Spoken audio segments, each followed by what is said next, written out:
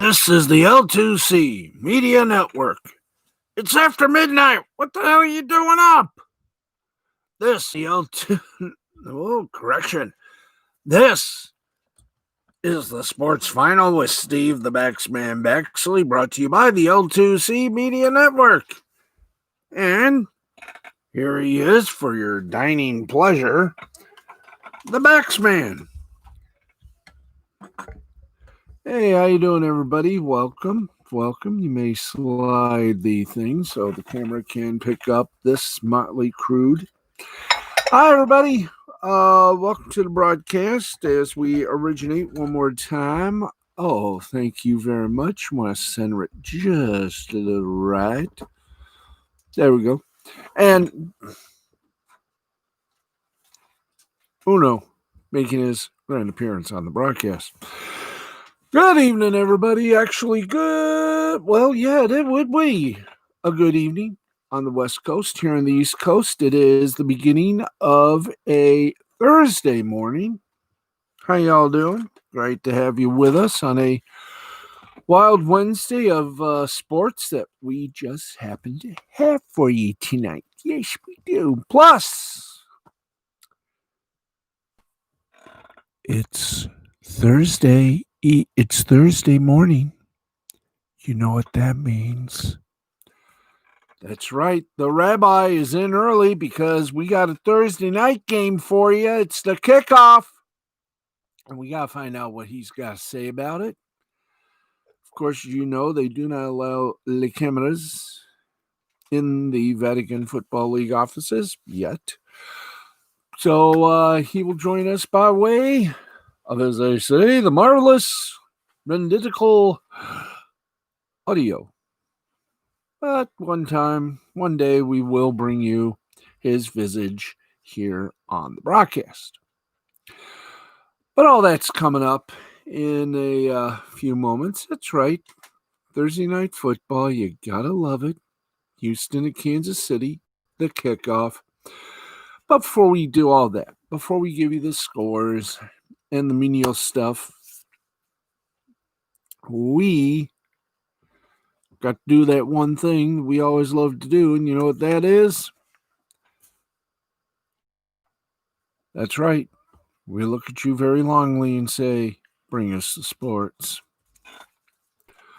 All right, how you doing, everybody? Kumbaya to all. And prior to the trade deadline, the Atlanta Braves made just one addition to a rotation that has been very overwhelmed by injuries and underperformance. Veteran lefty Tommy Milone, who had amassed a 3.99 ERA and a 7.75 strikeout to walk ratio. That's 7.75. In 6 starts with the Baltimore Orioles. On that, consider how Milone made the bad kind of baseball history with his start against Miami Marlins. Although the Braves scored 11 runs in the second inning,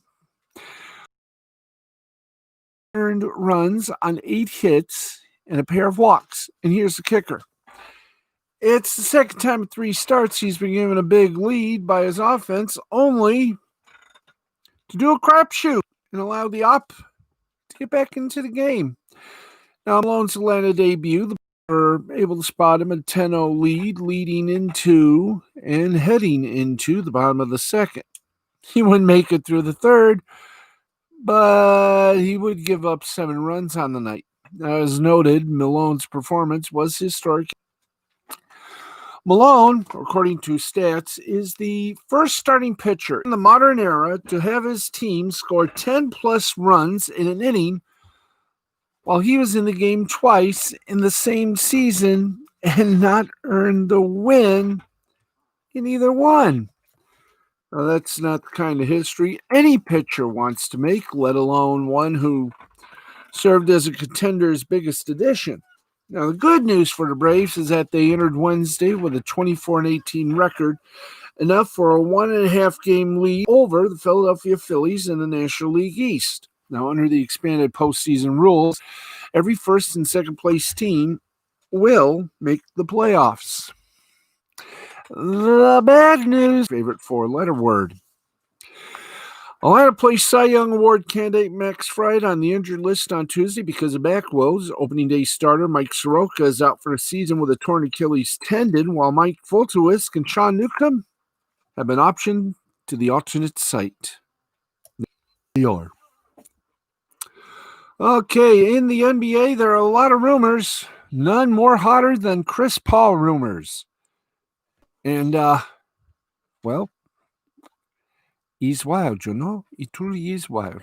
By the way, you won't believe the final score of the Braves Marlins game, but we're going to give it to you in a few moments. And trust me, folks, this was one of two. Oh boy, big old barn bombers. But as we said, we will tell you that in un momento. Thank you. In un momento, yes. Now,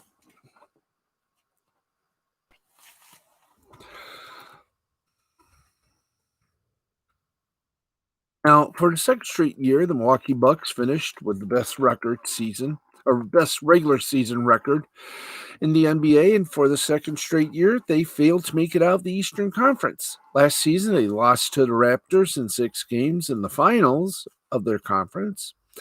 This time, they didn't even make it that far, as they were knocked out by the Miami Heat in 5 games in the semifinals. Now, after falling well short of expectations again, the Bucks could be looking to make some major roster changes this summer. Bucks will try to trade for Oklahoma City Thunder guard Chris Paul, should he be made available by the Thunder, according to the New York Times' Mark Stein.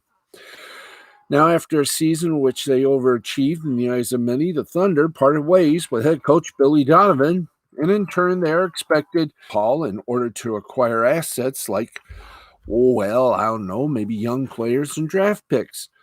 35-year-old Chris Paul is that. 35 years old, and thus he has a finite amount of years left in the league.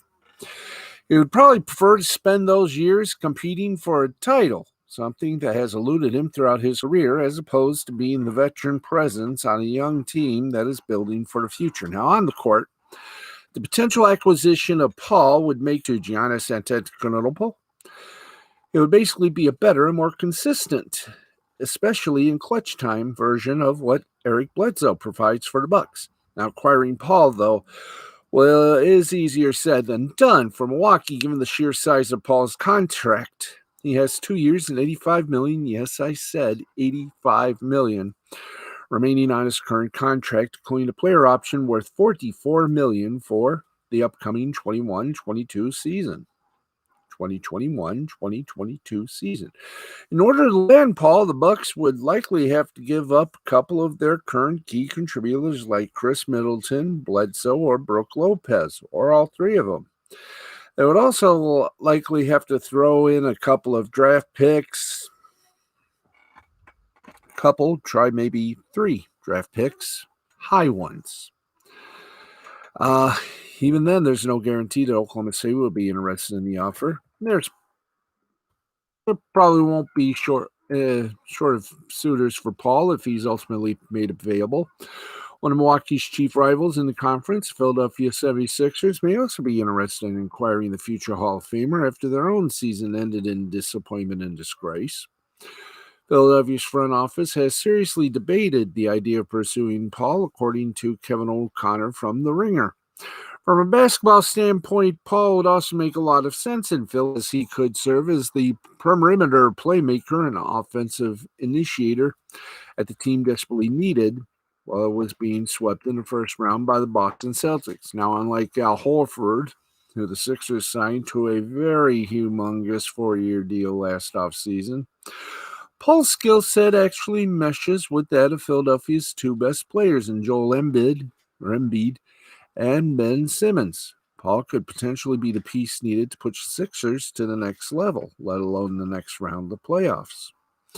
Once again, though, acquiring Paul, easier said than done. The Sixers have virtually no financial flexibility, and thus they would have to move at least one of their key cogs and likely a couple of draft picks, or bring up a Brinks truck full of draft picks to make a deal work. or Simmons, which leaves just Horford, Tobias Harris, and Josh Richardson for the Thunder to pick from.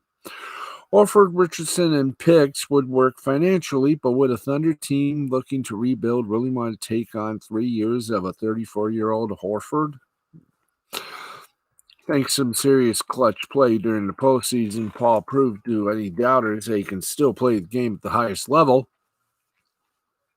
And while his advancing age, potential injury issues are a concern for any team interested in acquiring him, Paul certainly looks like he still has 2, maybe 3 good years left in him, which is the remaining length of his current contract, 2 out of 3.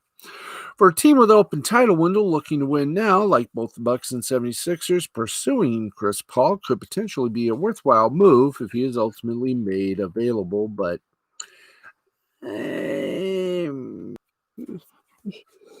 yeah. And we'll be on till about 1:10. So there we go. Hey, it's NFL time. And yes, we got to talk about it. 2 big humongoid stories. And here be one of those big stories. Of course, Ben Roethlisberger was on his way to work this week when he felt an unusual level of nervousness. Thank you. Well, he has already started in 15 season openers. Monday night's road game against the Giants will be Big Ben's first game since undergoing season-ending elbow surgery last September. Roethlisberger, whose condition and overall readiness for Roethlisberger said when he did a virtual meeting with the media on Wednesday, I'm sure it's only going to intensify as the week goes on. And then Monday night, I'm sure I'm going to be shaking like a leaf. It's one of those things that all comes back to me real quick. It's going to be rust. There's no doubt about it. But hopefully we can get it knocked off sooner rather than later. I think that's what makes it fun. If it wasn't nervous and if it wasn't nervous and have that anxiousness, then I think you shouldn't be out there. There's not a love for the game if you don't have that. Since I have those nerves already, it just shows I still love this game. I'm still passionate for it. I want to go out and win for my teammates and the fans of the city. Now, some of Big Ben's nervousness is attributed to the unusual circumstances surrounding this season open. Instead of facing a raucous MetLife Stadium crowd, the Steelers and Giants will play inside a mostly empty stadium. There will be fan noise pumped into the stadium, however, which may create a new set of challenges for both teams. Now, another element of surprise is the Giants' defense, which will be led by new defensive coordinator Patrick Graham. Without having preseason film of New York's defense to look at, Roethlisberger said the Steelers have instead watched film from some of Graham's previous stops. Roethlisberger, again quoting him, we watch a lot of different film. I don't know the last time we've watched so many different teams, from Patriots to Giants to Dolphins, some Packers stuff. We've watched a lot of different things. We don't really know, so we got to be able to have a plan and then work that plan and then plan for the unexpected. Veteran enough team that I hope we can make those adjustments. We can plan for things, but until you get out there, you don't know what you're going to see, end quote. And while the Giants' defense was vastly different from the one that took the field in 2019, the Steelers' offense will have a different look. An offensive assistant at Pitt, LSU, and Maryland to be the team's new quarterback coach. Canada has added some new wrinkles into the Steelers' offense and that includes more motion and jet sweeps. Tight end sets featuring Vance McDonald, an offseason acquisition Eric Ebron, former Detroit Lion. A Pro Bowler in 2018, Ebron caught 13 touchdowns from Andrew Luck that season. That was the same season McDonald, who was traded from San Francisco to Pittsburgh just before it started the 2017 season, set career highs in receptions with 50 and receiving yards with 610. So it's going to be very interesting to see what happens. All right. And if it is, the National Football League then that can only mean one thing. That's right. It's time as we go straight to the VFL headquarters for the premiere of the third season. It's time to visit the rabbi. Here's Harry.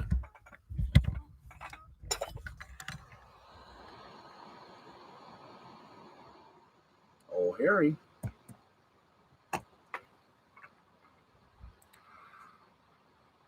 It's time for our first edition of Rapping with the Rabbi as Monsignor Rabbi Hiram Shecky Fleischman continues in his third season of predicting the National Football League games, and this week it's a Thursday night game. The Texans take on the Kansas City Chiefs in the annual kickoff show on NBC, now live from the Vatican Football League. Here's Monsignor Rabbi Hiram Shecky Fleischman. Monsignor Fleischman, it is good to see you again. Yes, it is good to see you again, Harold. Good evening, Baxman. Looking well as usual. I see you survived the year. Now let's go for two. And they'll say 95% accuracy, almost at 100. Even my good friend Pope Francis is glad that we're getting back to a little abnormality here. And it took a virus. It took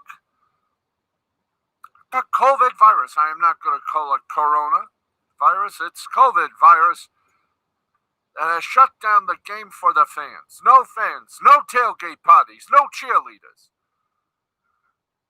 no sideline reporters. Only the essential folks are going to be there.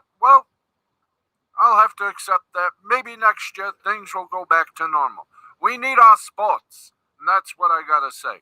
But even here in the Vatican Football League, we had our Super Bowl, which we call the Holy Bowl, and the Sisters of Holy Retribution, they won it again. This is the second year in a row we had to award the Pope Cup to these people. Yes, I hear they were very excited. Yes, but what do you expect from 26 mean nuns? I mean, I tried to ban the steel rulers.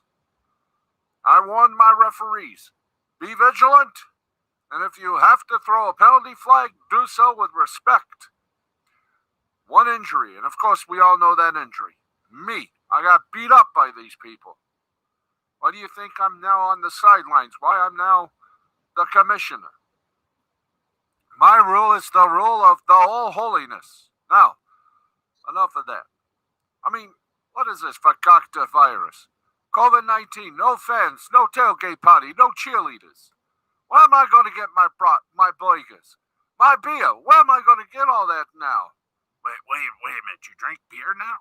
Of course. Only one beer we drink here at the Vatican Football League, and that's Vatican Ale. It's holy. And best of all, it's kosher.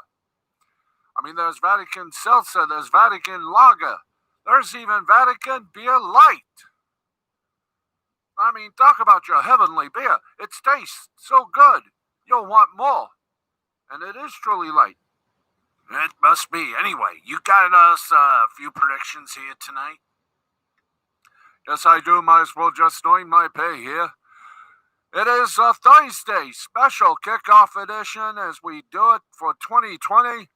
A lousy year, you could say. They concocted it up in January. Let's get you to the prediction. The Houston Texans pay a visit to Kansas City. Where's the bubble for this? There's no bubble. There's no fans. No slide from Chris Collinsworth over at that NBC. You got nothing. It's going to be football. They're going to have crowd noise, a little amplificatable.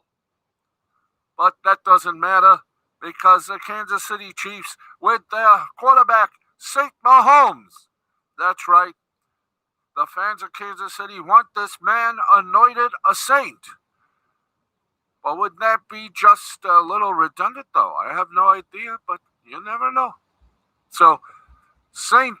Mahomes will do it again.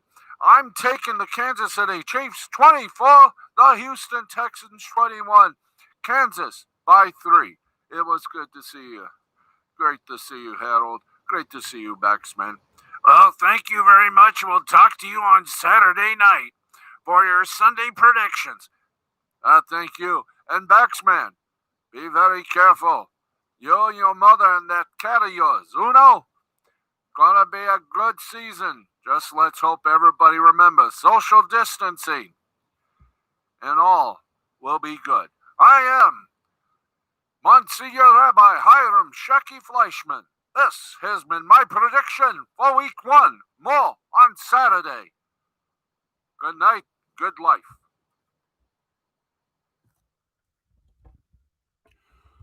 Wow.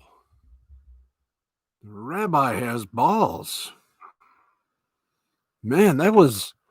We'll get to more in just a moment. I have to do this, although tonight on Lost Bleeding the Interwebs, join Nick Ricada for another newsworthy night with an update on Save Sophie, the little 9-year-old who was caught up in don't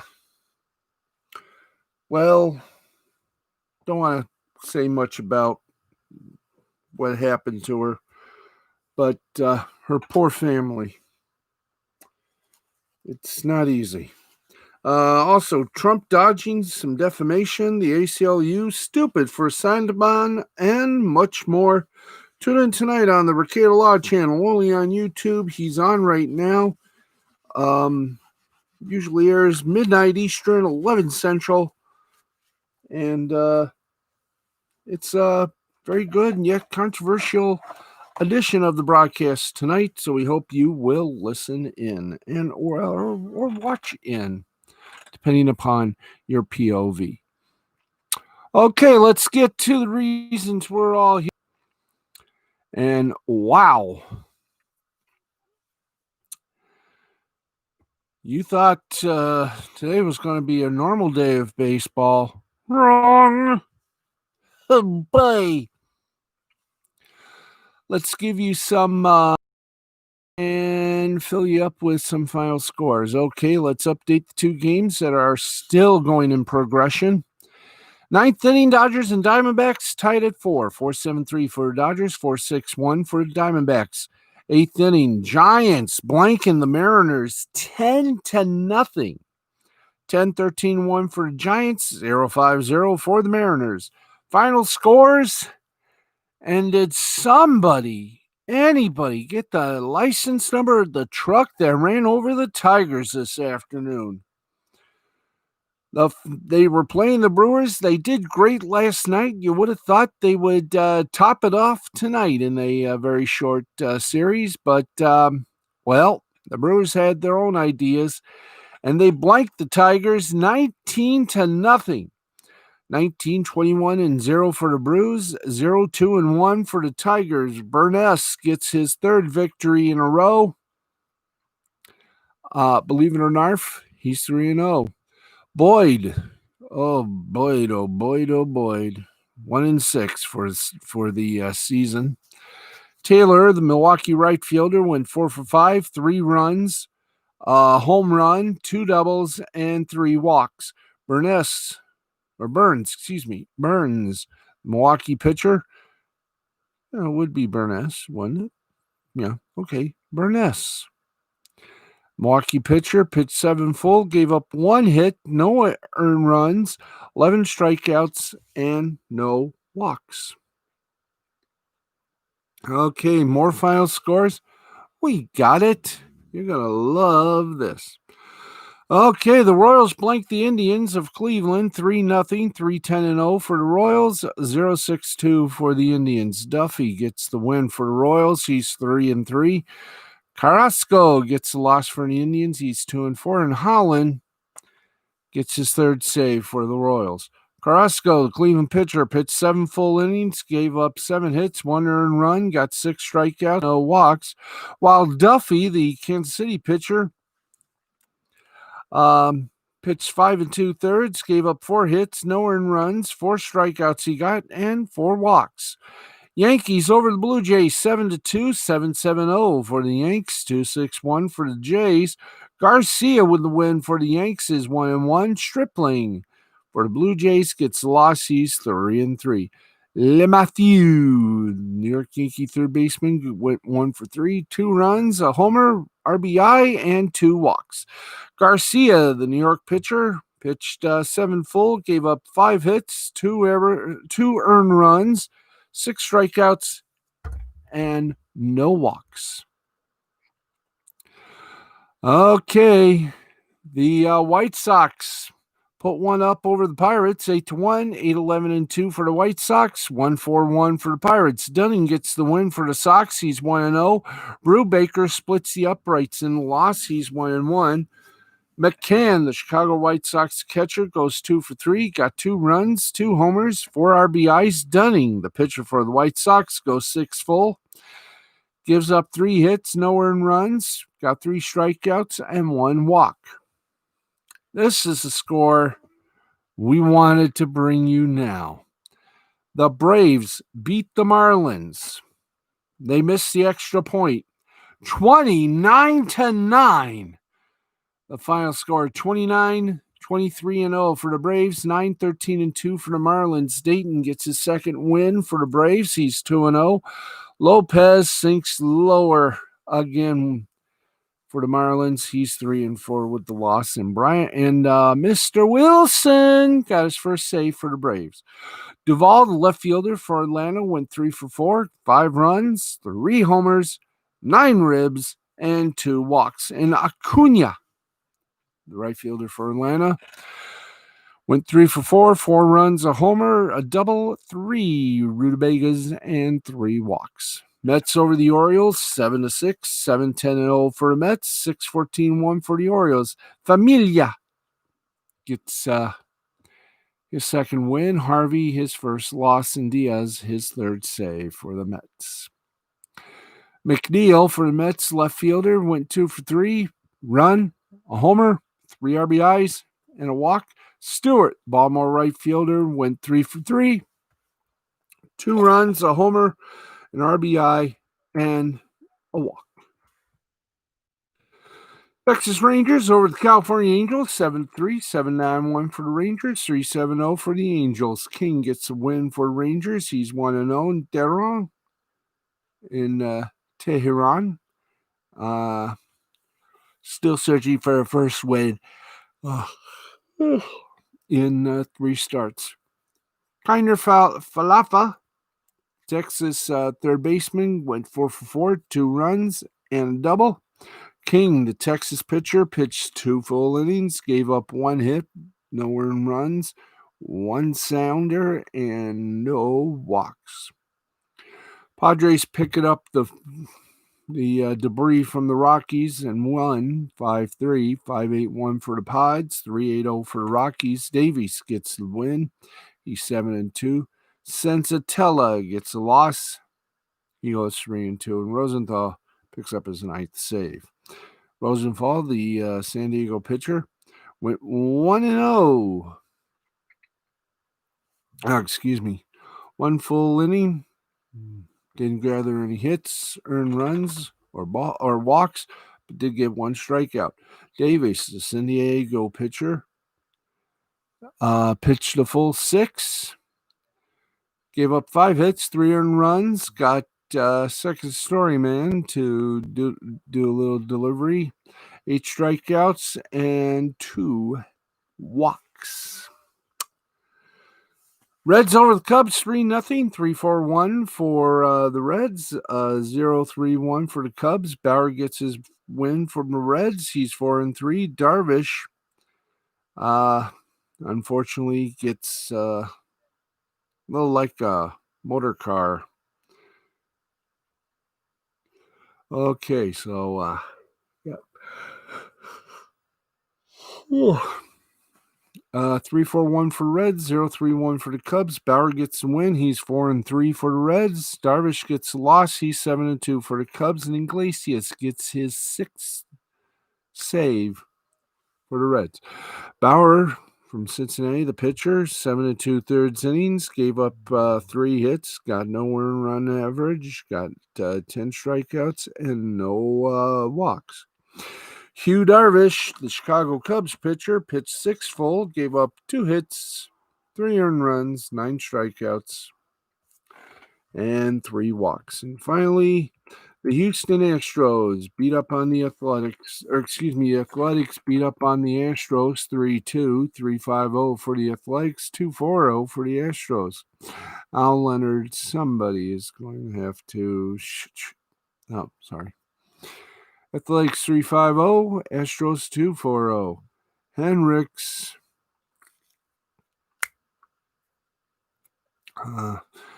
got his big win. He's 3-0. Presley got his loss. He's 1-2. Garcia for Houston, the pitcher, went full 5.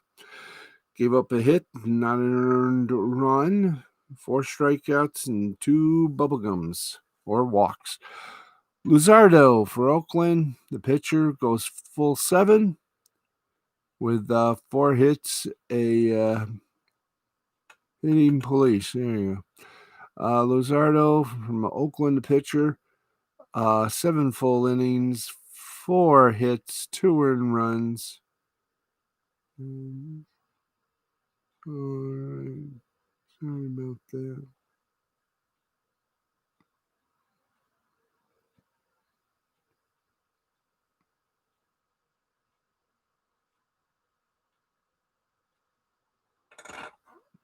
All right.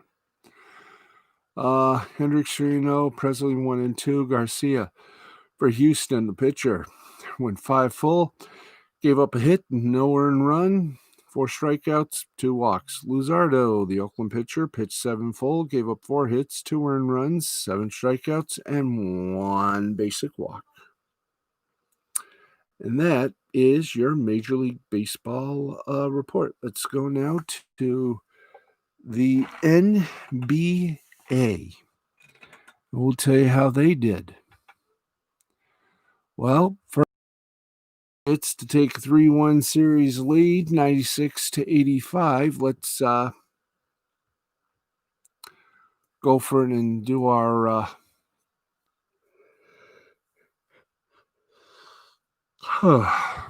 all right. We'll do the late game first. Nuggets thought they had a chance, but it slipped by after the third quarter. Clippers raced right up and just walloped them at the end. Clippers beat the Nuggets 96-85 to take a commanding 3-1 series lead. Leonard for the Clippers, 30 points, 11 rebounds, 9 assists. Jokic for Denver, 26 points, 11 rebounds, and 6 assists. Very well, good. Well, the Raptors needed to get back in it to protect that little jewel. That's right. The Raptors are the world champions of the NBA.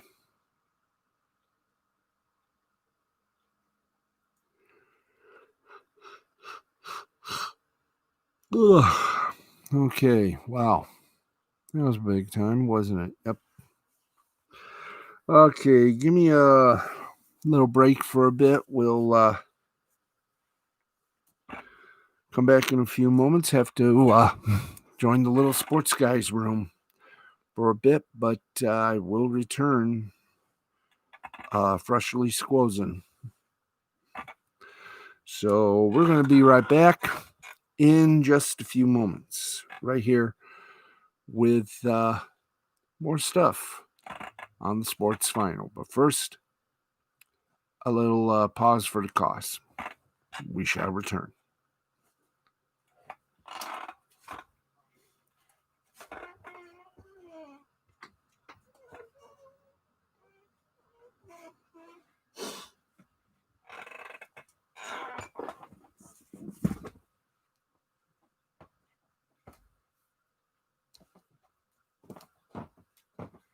I'll be back.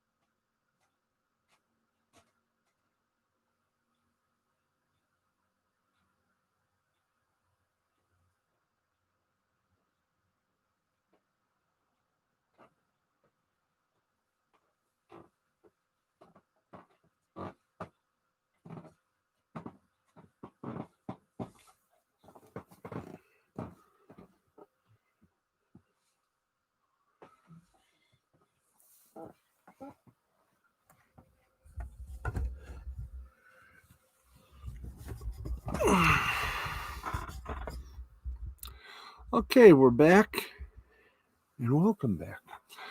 Okay, from the NBA, from Major League Baseball, let's take you now to the NHL. Were there any games tonight to discuss or even give you a score of? Well, yeah, there was one. And the final score of that one, let's give it to you. Give it to me, baby. I deserve it. And Tampa Bay leads the series 2-0. Vasilevsky from Tampa Bay, Kucherov for Tampa Bay, and Hedman for Tampa Bay are your 3 stars of the game. Your 3 Molson Cup 3 stars selection. There you go. Okay.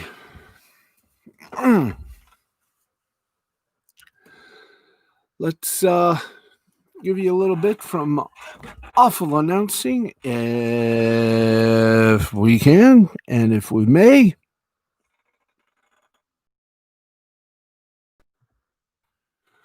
We shall do. And looks like the Bleacher Report may be in danger of being the next thing that goes off of AT&T's ownership. Let's tell you what has happened. As more layoffs are planned. Our friends at Awful Announcing have learned that Bleacher Report is planning on enacting a significant round of layoffs in their London-based UK office later this month. The pending move will affect around 20 employees, which is almost the entire UK office. A skeleton crew of around 5 employees will continue in their roles, but many of the affected employees will continue to work at Bleacher Report for, as they say, a transitional period. The Bleacher Report's London office was opened in 2013 and has operated the past handful of years with about 30 employees, all of which were manning the BR football brand, Bleacher Report's soccer brand. While no layoffs have been formally announced, employees attended a mandatory meeting yesterday where drastic upcoming staffing changes were outlined. Those changes trace back to Turner exiting their UEFA rights deal early this summer. The news comes on the heels of Travis Reddick, general manager of BR Football, leaving the company a few weeks back. Like all the moves of this nature, there are a few narratives floating around there. One is pretty straightforward. Turner made an investment in UEFA Champions League rights, and once they decided to move on from that commitment, it made it harder to justify the ongoing commitment of having that amount of employees in the London office. Bleacher Report recently made a similar justification, closing down BR Mag, their long-form feature brand. However, others have pushed back, saying that BR Football was a popular growing asset that had a very large social footprint of nearly 8 million followers between the Gram and Twitter, with another 1.4 mil on YouTube. While there isn't a consensus alternative theory, well, this is the third Bleacher Report story in the last 2 months, and reporting these stories always has all of us circling back to the same questions and feelings of uncertainty about the future of the company. AT&T, as we all know, brought Time Warner, who was then Bleacher Report's parent company, 2 years ago. Since then, it's been a big old revolving door of leadership changes at Turner and Bleacher Report, with many high-profile exits and shifting corporate strategies.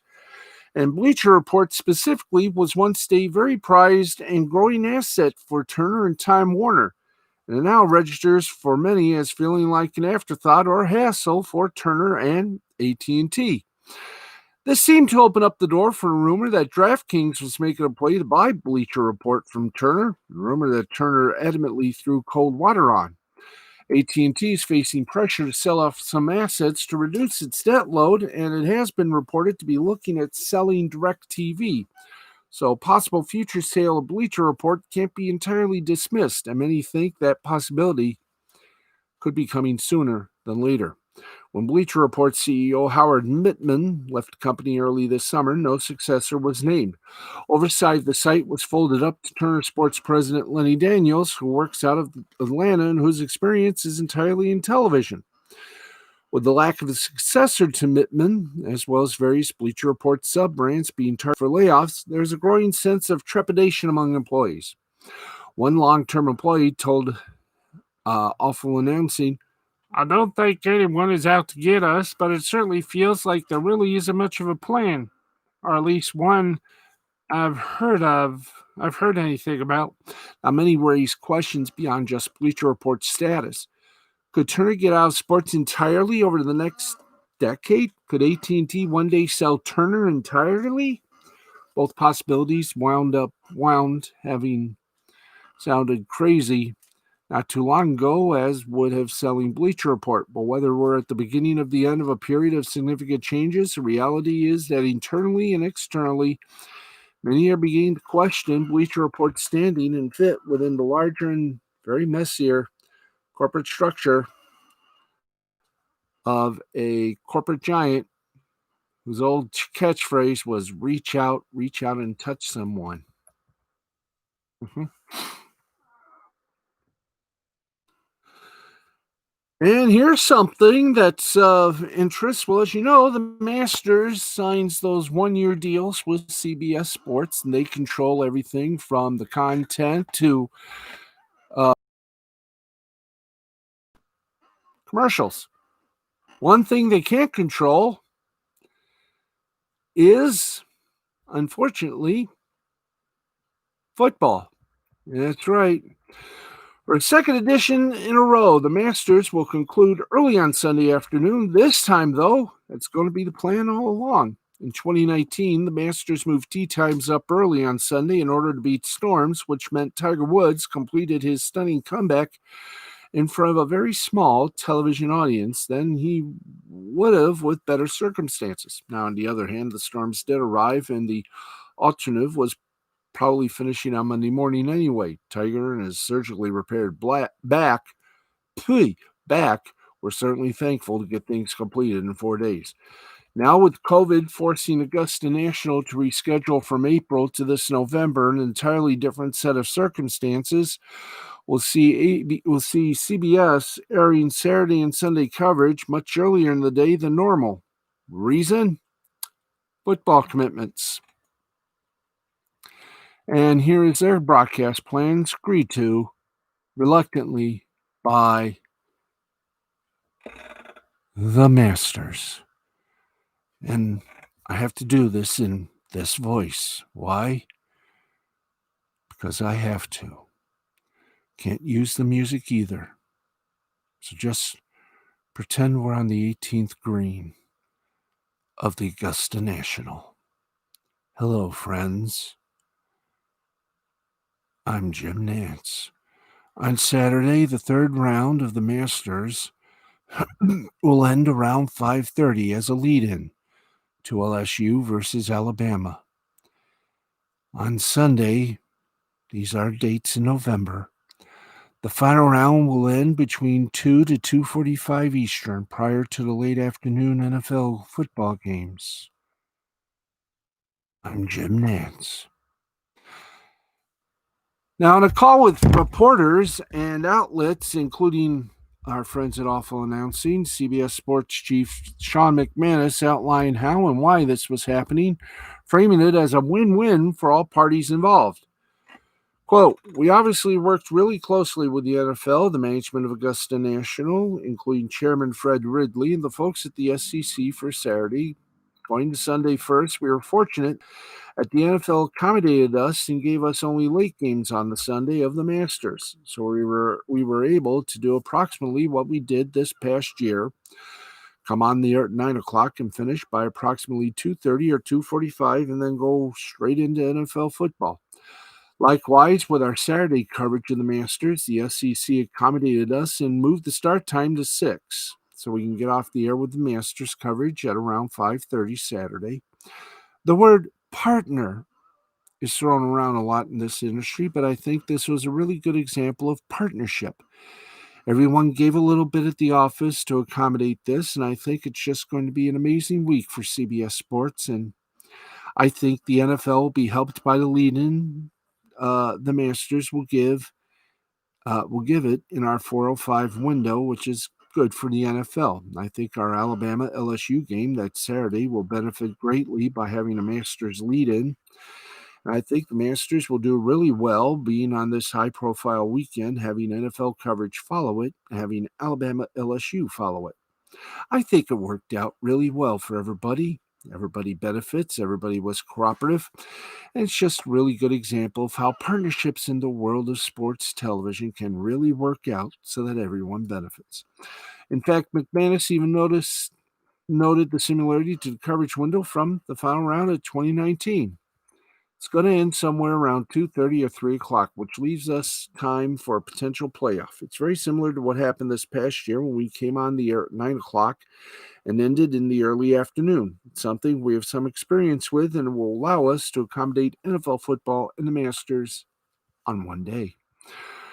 Now, for golf fans and viewers, it does suck to lose the more traditional afternoon finishing window, but this still means network coverage for the end of the event. The NFL clearing out one early window on CBS was already a huge ask, and forcing CBS to choose between the Masters and the NFL was apparently too much for even Augusta National, an entity that doesn't shy away from pushing CBS around if necessary. That Roger Goodell is an Augusta member can't have heard anything. But there's one reality that even the famously meticulous Augusta National couldn't have helped. It gets darker a lot sooner on November 15th than it does in the traditional April slot. The 2020 date is already after the end of daylight savings time, and sunset time is 5:24 p.m. Eastern. Now, even if the Masters did want a more traditional finish, it would have been fairly impossible. Even hoping to end just a few hours sooner would have left no time for a potential playoff. And though they have the resources for it and would probably look cool as hell, there was no way they consider adding lights to the course as a contingency plan. Though, again, cool as hell with the visuals. So this is what we have. A Masters that's going to be played without patrons in the middle of November, finishing early in the afternoon on the weekend, so as not to risk right into NFL's late window or a huge SEC contest. Noting that none of that is ideal, it is, however, much better than losing the Masters entirely. And after all, they control the broadcast. Right, they're the only golf. Early, the club itself owns the TV rights. Oh, what a night. Okay, we still got some more time and we got some more sports for you. And yes, we won't forget the scoreboard.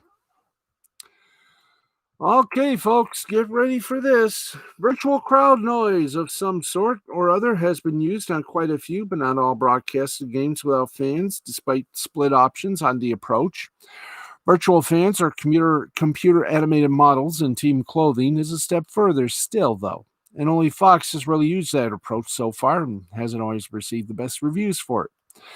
An example of the virtual fans can be seen from a July 25th Milwaukee Brewers Chicago Cubs broadcast from Wrigley Field. When it comes to the NFL, the league will be providing virtual crowd noise, pre-recorded and specific to each team's stadium, to each broadcast. But the networks are free to take their own approaches when it comes to virtual fans. And as per Sports Business Journal's John Auron, Fox will be the only network using virtual fans when the NFL starts up this week, and they'll only be doing that on the Chicago Bears-Detroit Lions game, with plans maybe to expand that future further in future weeks. So, RN got some quotable notes or notable quotes on why Fox is going that way while other NFL broadcasters tanked. Fox being the only TV network to use virtual fans during its NFL coverage, the network will use fans during only one game in Week 1, Bears-Lions, with hopes to use the technology more frequently as the season goes on. We really didn't get a preseason game on the NFL to do everything that we wanted to do and really look at it, said Fox Sports executive producer, executive VP, head of production and operations, and chief cook and bottle washer, Brad Zager. Before we rolled it out everywhere, we wanted to have a game that we could focus on, and we'll see what happens from there. Now, NBC decided against using virtual fans for Sunday Night Football, saying it was too difficult, both technically and financially, to build virtual fans at every angle. for all 25 cameras. That results in some shots showing virtual fans and some showing empty seats, which felt too gimmicky. To SNF executive producer Fred Godelli, this is not a shot at Fox because I think what they've done is tremendous, but it's just not realistic, he said. It just didn't feel right to us. CBS's executive producer and senior vice president of production, Harold Bryant, and ESPN executive vice president of event and studio production, Stephanie Drewley, also said they would not use virtual fans on NFL games this season. Now, Fox's use has certainly been a significant undertaking from a tech side, with those fans created in Unreal Engine, the popular Epic Games game engine used in a long list of big-name video games, dressed in different team clothing, and even programmed to perform movement like the wave. And again, they'll show you, if you go on Awful Announcing, what it looked like with virtual fans at Wrigley Field for Cubs Brewers. But the reaction to the fake fan approach certainly hasn't been all positive, and it's interesting that the other NFL broadcasters currently aren't planning to use fake fans. That too. At any rate, it'll be interesting to see how fans watching the Bears and Lions broadcast react to the virtual fans and see where this goes from here. Will Fox use fake fans for all their NFL broadcasts by the end of the year, and will other networks join in? Or will this remain something only seen in particular Fox games? We'll just have to wait and see. And I know what you want to see. We got it. Ladies and gentlemen, scoreboard time. That's right. And with 9 minutes left on our broadcast,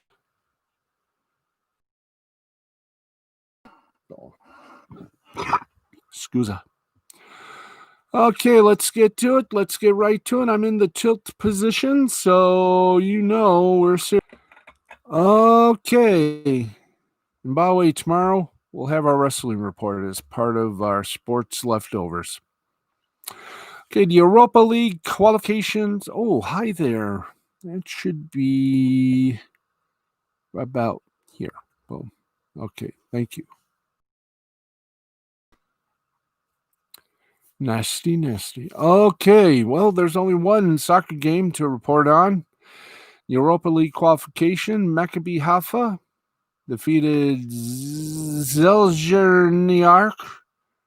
3-1. In baseball in Japan, the NPB, the Nippon Pro Baseball, took full 9. But the Yokohama Bay Stars defeated the Hanshin Tigers 6-1, 6-11-0 for the Bay Stars, 1-7-0 for Tigers. Kamakachani for the Bay Stars gets a win. He's 1-1. Aoyagi for the Tigers loses. He's 6-4. Chibalati Marines, beat up on the Nippon Ham Fighters 2-1, 2-9-0 for the Marines, 1-6-0 for the Ham Fighters. Ojima for the Marines gets the win. He's 5-5. Kaneka gets a loss. He's 1-3 for the Ham Fighters. The Omuri Giants over the Chunichi Dragons 5-4, 5-6-0 Giants, 4-10-1 Dragons. Fuku for the Dragons gets lost. He's 4-3. Kajaya gets the win for the Omuri Giants. He's 1-1. They may have went to extra innings, but they still couldn't get it done. The Hiroshima Carp and the Yakut Swallows end up in a 10-10 tie. 10-15-0 for the Carp, 10-16-2 for the Swallows. The Fukuoka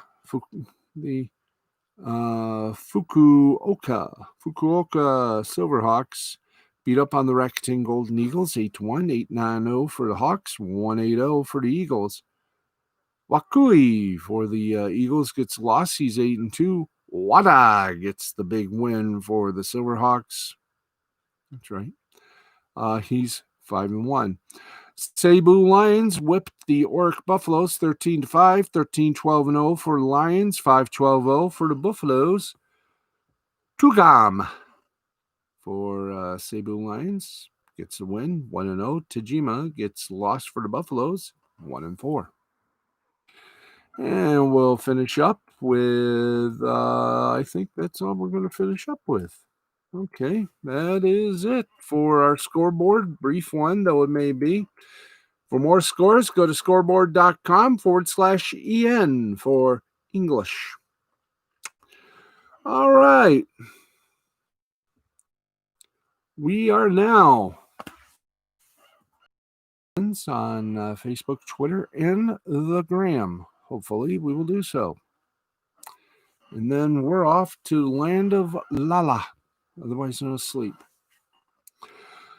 And here we go, boys and ghouls, cats, kittens, frogs, and hogs. Angela Peterson, Christina Peterson, Anne-Marie Mann, Jay the Brain Man, Jerry Nichols, Nancy Nichols, Matthew Nichols, Brenda Gaminsky, Tyke Prado, always to throw in the pledge. Yvonne Marie Pickrell, Ricky Pickrell, Tony Pickrell, Michael Pickrell, Bob Overoff, Brenda Dixon, January J. Keaton, Amy Hayes, Bobby Langford, Monica Cram, Samantha O'Neill, Casey Ann, Sammy Phillips, Roman Davis, Donna Payne, of course, Marielle Lou, January J. Keaton,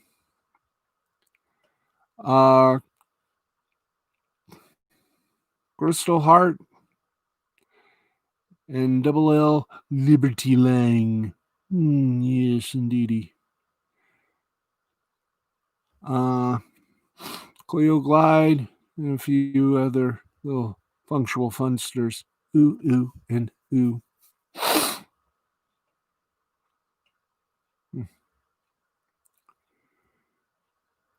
Anyway, Linda Miller, happy birthday.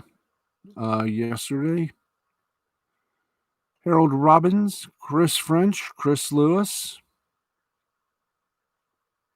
Ella Lazarus, Ed Fernandez, hi-de-ho neighbors. And we say to thee,